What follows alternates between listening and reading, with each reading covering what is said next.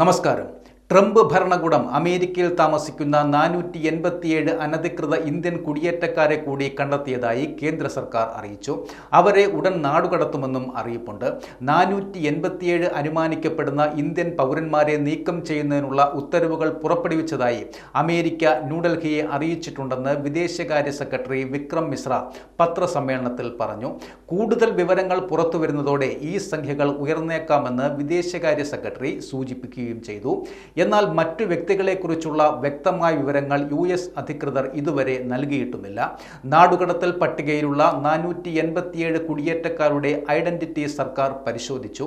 ജനുവരി 5-ന് നാടുകടത്തപ്പെട്ട 104 കുടിയേറ്റക്കാരുമായി ഒരു US സൈനിക വിമാനം അമൃത്സറിൽ വന്നിറങ്ങുകയും ചെയ്തു.